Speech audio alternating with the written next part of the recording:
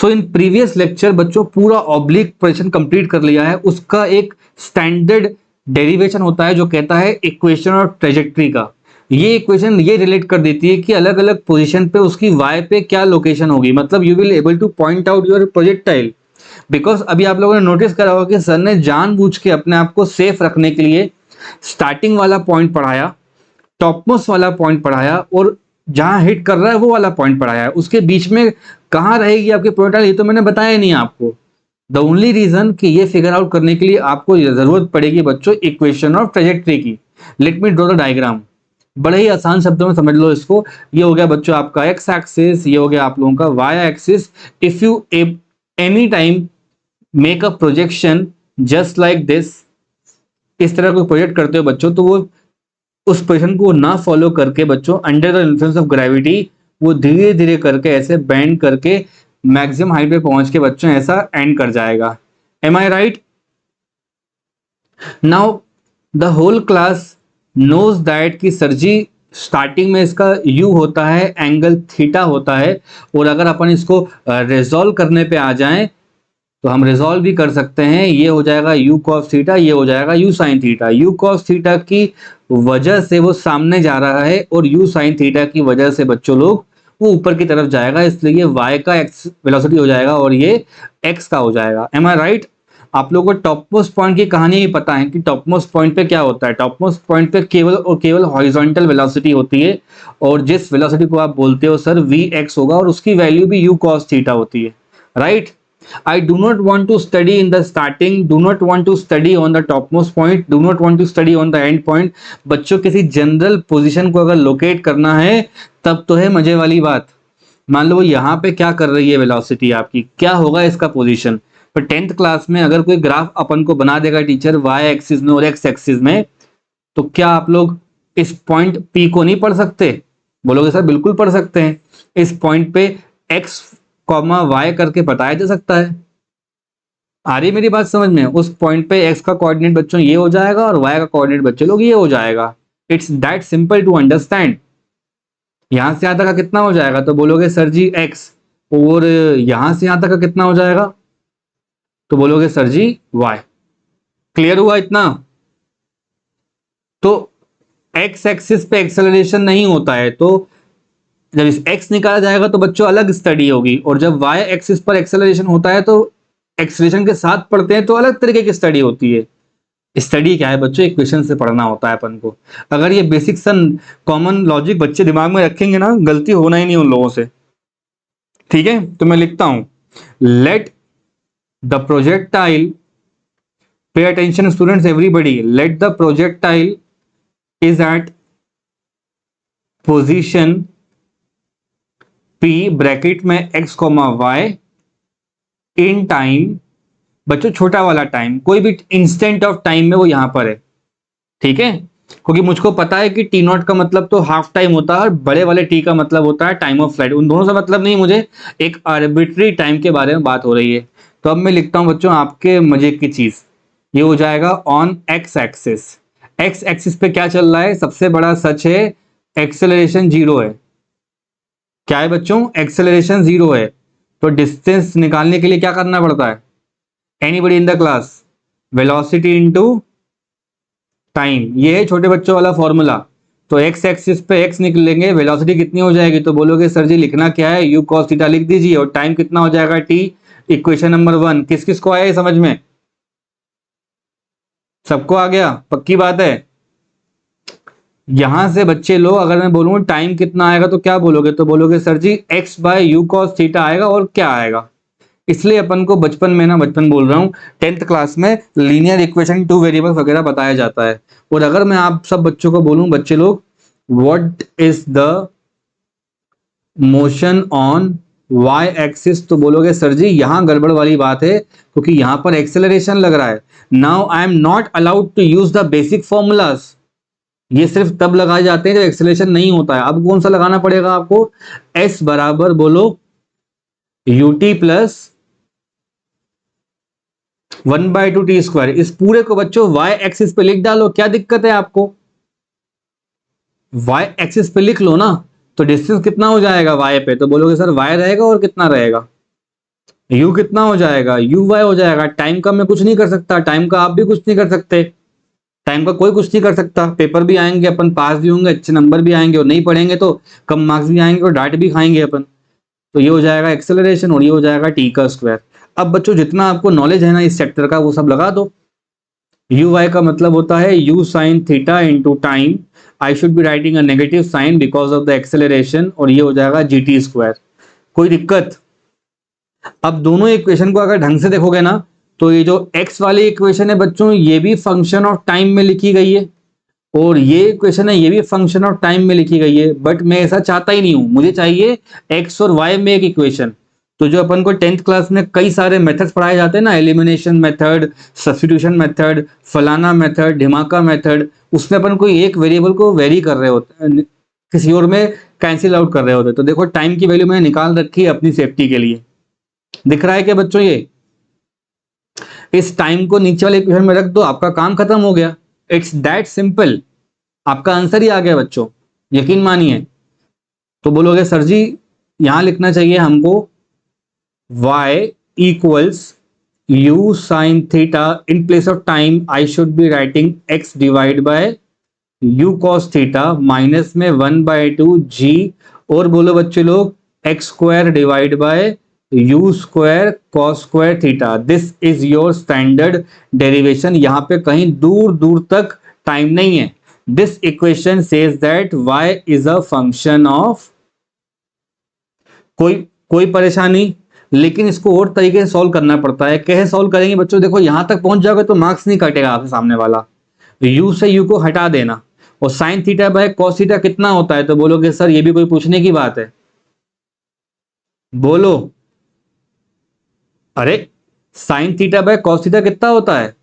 Tan theta, minus ये हो जाएगा 1/2। याद रखना न्यूमरेटर में x का स्क्वायर होता है, न्यूमरेटर में बच्चे लोग x का स्क्वायर होता है, और डिनोमिनेटर में होता है u का स्क्वायर, और बोलो स्क्वायर थीटा। इस चीज को बॉक्स में डाल लो। यहां तक का प्रूव कर दिया, पूरे 3 नंबर, पूरे 3 नंबर मिल जाएंगे, कोई दिक्कत वाली बात नहीं है बच्चों। This is known as equation of trajectory. क्या बोलोगे सर जी? ये हमारा क्या आ रहा है? इक्वेशन ऑफ, बोलते जाओ, ट्रेजेक्ट्री। बट एक बहुत ही ज्यादा फेमिलियर इक्वेशन के फॉर्म में इसको रिड्यूस करना पड़ता है, वो मैं आप लोगों को बताने जा रहा हूं अभी बच्चे लोग, वो मैं आप लोगों को सिखाने जा रहा हूं यहाँ पर, है ना। थोड़ा मैथमेटिक्स लगेगा, काम हो जाएगा। पहले बताइए यहां तक का आ गया क्या समझ में? अब बच्चों इसका एक और रिड्यूसेबल फॉर्म होता है, वो मैं नेक्स्ट पेज पे कर देता हूं बच्चों। तो ये लिख दिया है मैंने, रिड्यूसेबल फॉर्म। इससे ना जेई नीट में अपन लोग कुछ कुछ ऐसे क्वेश्चंस कर पाएंगे जो इस इक्वेशन से बनने वाले हैं। रिड्यूसेबल फॉर्म ऑफ इक्वेशन, क्या पढ़ा रहा है टीचर आपको?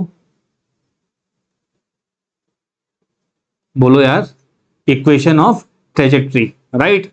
तो मुझे बताओ पीछे वाले पेज पे देख करके y का इक्वेशन बाय हार्ट कर लो। x tan थीटा माइनस 1/2, क्या लिखा है देखो, ऊपर लिखा है जी एक्स स्क्वायर और नीचे लिखा है u square cos square theta. Theta is the angle of projection, right. इसको पहले तो कॉपी कर लेते हैं अपन जल्दी से। तो y आ रहा है बच्चों आप लोगों का, बोलते जाओ, x tan theta minus 1/2, in numerator it is written g x square, ये हो जाएगा u square cos square theta. Is this clear? U क्या है बच्चों? Initial velocity. एक्स क्या है? उसका एक्स एक्सिस का डिस्टेंस। आपको दिख रहा है बच्चों वाई की हर एक वैल्यू एक्स पे डिपेंड करेगी, मतलब जितना दूर रहेगा उससे आप ये पता लगा सकते हो बच्चे लोग, उससे आप ये पता लगा सकते हो कि भाई साहब कहाँ पे होंगे, अभी हाइट पे होंगे या ड्रॉप कर रहे होंगे, आप कहीं पता लगा सकते हो। अगर आपको एक्स दे दिया सामने वाले तो वाई मिल जाएगा। ये इतना हेल्पफुल होता है बच्चों न्यूमेरिकल सॉल्विंग में, पता है। बस मैं आपसे इतना बोलता हूं, अब मैथमेटिकली सॉल्व कर लो इसको जल्दी जल्दी, ठीक है। लेफ्ट साइड में y लिखा है, अब जानबूझ के दोनों टर्म में से मैंने x tan थीटा कॉमन निकाला है। क्या निकाला है बच्चों? x tan थीटा बाहर निकाला है। बताओ क्या बचेगा? तो फर्स्ट टर्म में तो 1 ही बचेगा, माइनस यहां बताओ क्या बचना चाहिए? एक्स स्क्वायर में से एक x चला गया बच्चों, और नीचे क्या लिखा है बोलो? You square cos square theta, और tan थीटा जानबूझ के निकाला है ना न्यूमरेटर में से, तो कहां आ जाएगा वो? गुड बेटा, आ जाएगा डिनोमिनेटर में। अब थोड़ा बहुत सॉल्व कर लेते हैं, अपना काम हो जाएगा। ठीक है, इसके बाद का तो मैथमेटिक्स में जो बच्चा एफिशिएंट रहेगा वो कम लाइन में कर लेगा, नहीं तो मेरे साथ साथ देखो आप लोग, यहाँ लिखा हुआ है बच्चों g इंटू एक्स लिखा हुआ है, ठीक है, और मैं डिनोमिनेटर में क्या करता हूँ, u के स्क्वायर को पहले लिख लेता हूँ और 2 बाद में लिख लेता हूँ। कॉस स्क्वायर थीटा का मतलब ऐसा कर लेते हैं, cos theta into cos theta कर लेते हैं, और टेन थीटा को भी अपन ऐसा कर लेते हैं कि sine theta divide by cos theta कर लेते हैं। किस किस को आया ये समझ में, और बाउंसर किस किस को मारा बच्चों? कॉस स्क्वायर का मतलब होता है दो दो कॉस होंगे, और टेन का मतलब होता है साइन बटे कॉस, मतलब साइन ऑब्लिक कॉस, कॉस ऊपर चला गया। अब साफ समझ में आ गया हो कि क्यों ऐसा करा है मैंने। कॉस से कॉस को उड़ा दो भाई, और सबसे फेमस फॉर्मूला ट्रिग्नोमेट्री का दिख रहा होगा आपको, 2 साइन थीटा कॉस थीटा, है ना बच्चों? डू यू नो दिस कि साइन 2 थीटा को क्या बोलते हैं?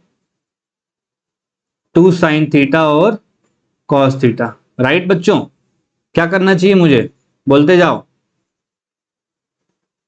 एक्स टेन थीटा 1 माइनस, ठीक है, जी लिखा हुआ है न्यूमरेटर में, एक्स लिखा हुआ है, और यहां आ जाएगा यू स्क्वायर, तो बाहर था, ये पूरा कितना हो जाएगा 11th के बच्चों? 2 साइन थीटा कॉस थीटा लिखा है ना, तो इसको क्या लिख सकते हो आप लोग? Good, very good. एक और बात मुझे पूछनी है, जिसने कल के नोट्स बनाए वही बता पाएगा भाई। ये तो रेंज का फॉर्मूला क्या होता है? U square sine 2 theta by g. तो जरा अपने सर को पूरा उल्टा करके देखो, डिनोमिनेटर में क्या लिखा है? ये यू स्क्वायर साइन 2 थीटा, और जी को बच्चों नीचे लिख सकता हूं ना मैं? बोलोगे हाँ सर बिल्कुल लिख सकते हैं। तो ये रहा आपका आंसर, एक्स टेन थीटा होता है, और ब्रैकेट में 1 minus x divide by r, और ये अपना आ गया है वो फॉर्मूला जिससे तमाम एमसीक्यू आप सॉल्व करोगे। Very very important, very very useful. और तो मतलब बुक्स वगैरह पढ़ोगे एनसीईआरटी वगैरह, तो बच्चों यहाँ पे खत्म हो जाएगी कहानी उसकी। लेकिन कोई एमसीक्यू शीट या क्वेश्चन बैंक लगा रहे हो या प्रीवियस प्रॉब्लम सॉल्व कर रहे हो, तो ये याद रखना, ये जरूर लगता है। This is reducible form of equation of trajectory for oblique projection. सब में नहीं लगेगा ये, केवल किस में लगेगा? ऑब्लिक वाले में। यहां तक का आया क्या समझ में? तो बच्चों देखो, इक्वेशन ऑफ ट्रेजेक्टरी हमारा प्रूफ हो गया है। अब हमें किस पे काम करना है? ये गैलीलियो के स्टेटमेंट पे। तो बुक में ऐसा आएगा, मतलब क्वेश्चन पेपर में, कि गैलीलियो का प्रूफ करके दिखाइए, या गैलीलियो ने क्या बोला था वो समझाइए, या सीधा कंडीशन लिख के बता दीजिए। इट मे बी 1 मार्क और 2 मार्क क्वेश्चन। तो गैलीलियो ने बच्चों अपनी टू न्यू साइंसेस बुक में एक स्टेटमेंट दिया था कि 45 डिग्री से जो भी एलिवेशन थोड़े ज्यादा या थोड़े कम आएंगे, वो एक ही जगह पर आकर गिरेंगे। बहुत आर्ग्यूएबल बात है, लेकिन अपन मैथमेटिकली प्रूव कर देंगे तो अपना काम हो जाएगा। What I am saying to you people that 45 is the special number। इस नंबर पे मैक्सिमम आती है ना रेंज आपकी, हाँ या ना? लास्ट क्लास में ये है तो पढ़ाया हुआ है ना मैंने। For angle equals to 45 degree जो रेंज होगा बच्चों, वो कितना हो जाएगा? बोलोगे सर मैक्स आता है। तो अगर मान लो इसमें 5 डिग्री कम कर ले और 5 डिग्री बढ़ा दें, तो क्या हो जाएगा? 45 प्लस 5 50 डिग्री, 45 माइनस 5 40 डिग्री। तो इन दोनों रेंजेस जो आ रही होंगी वो इक्वल आएंगी। इसको मैथमेटिकली प्रूफ करना है। So right now what I want you people to understand, आप बच्चों एक बैटल वगैरह सोच लो। मान लो इंडिया और चाइना में वॉर चल रही है ना? होना तो नहीं चाहिए कभी ऐसा, लेकिन हो रही है मान लो। और ये चाइनीज ट्रूप्स हैं वो अपने टैंक वैंक के साथ हमें एंटर कर चुके हैं। एंशियंट टाइम में जो वॉर वगैरह करते ना, वॉर टेक्निक्स वैसे करते थे कि पहले तो उनको अपनी मैक्सिमम रेंज पता होती थी बच्चों, है ना? रेंज मैक्सिमम मालूम होती थी। तो जैसे ही जो हमारा एनिमी है या दुश्मन है वो हमारी रेंज के अंदर आ जाएगा, जब बच्चों रेंज के अंदर एंटर कर जाएगा, तो जैसे ही वो एंटर करेगा ना, तो उसके ऊपर अपन दो ऐसे स्पेशल एंगल से थ्रो करेंगे। ये एक स्पेशल एंगल होगा और ये दूसरा स्पेशल एंगल, कि उस पर मैक्सिमम कैजुअलिटी आएगी। ये जहां हिट करेगा ना बच्चों, ये जहां हिट करेगा और ये जहां हिट करेगा, ये दोनों के दोनों रेंज बराबर होंगे। रेंज नंबर 1 और रेंज नंबर 2 बच्चे लोग बराबर होंगे। ये कहा है गैलीलियो ने कि anything greater than 45 and less than 45, मान लो ये 45 डिग्री की मार्किंग है। कितने की है बच्चों? बोलो, रेड वाली मार्किंग कितने की है? 45 डिग्री की है। तो उसमें अगर थीटा ऐड कर दें और थीटा माइनस कर दें, तो दो एंगल निकल कर आ रहे हैं। पहला एंगल बोलो 45 माइनस थीटा, दूसरा एंगल कितना हो जाएगा 45 प्लस थीटा।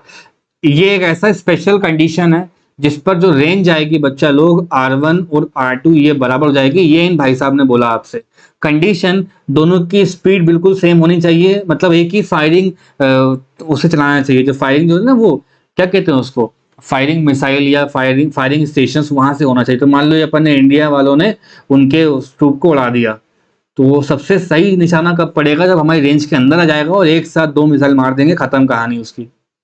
कोई प्रॉब्लम। R1 इक्वल्स R2 आपको प्रूफ करना है राइट नाउ, है ना स्टूडेंट्स। ये है अपना प्रूफ, प्रूफ दिस स्टेटमेंट। अब ये आपको किसी भी तरीके से प्रेजेंट किया जा सकता है प्रॉब्लम। मैंने मान लो थ्रो वाला समझा दिया, मैंने आपको एनिमी वाला पढ़ा दिया, कोई भी एग्जांपल रैंडम में हो सकता है। बस ये ध्यान रहे कि 45 से अगर 2 डिग्री ज्यादा है तो 2 डिग्री कम पे भी वही रेंज आएगी। It is helpful in solving MCQs. ठीक है, तो मैं लिखता हूं फॉर फर्स्ट प्रोजेक्टाइल, पहली प्रोजेक्टाइल के लिए जो एंगल है वो कितना होगा बोलो 45 माइनस थीटा, है ना। अरे हाँ ना तो बोल सकते हो ना तुम लोग। और रेंज का फॉर्मूला क्या होता है, तो बोलोगे sir ji u square sine 2 theta divide by g होता है। होता है नहीं होता, बोलोगे सर बिल्कुल होता है। तो बच्चे लोग फर्स्ट प्रोजेक्टाइल के लिए जो रेंज होगा वो R1 हो जाएगा।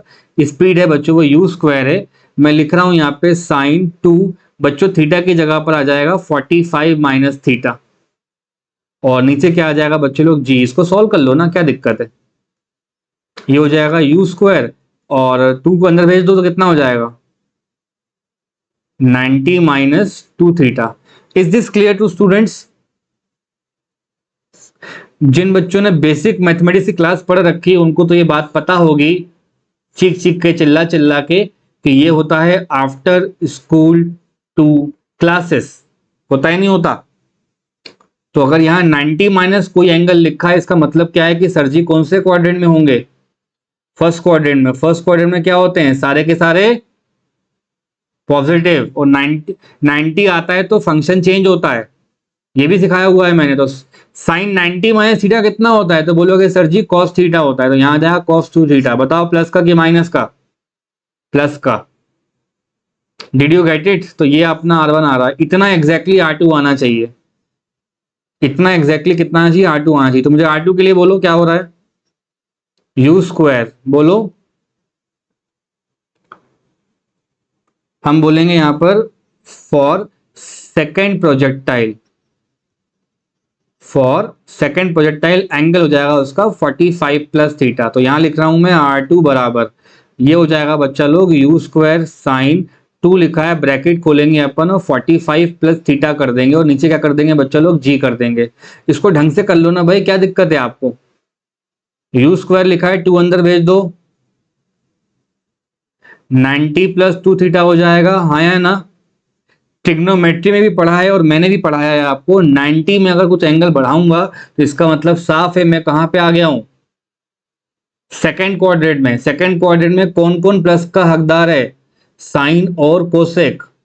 तो मेरे को यहाँ पे बेनिफिट ये मिल रहा है कि साइन यहाँ पे लिखा हुआ है, इसका मतलब क्या है कि प्लस लिखूंगा मैं।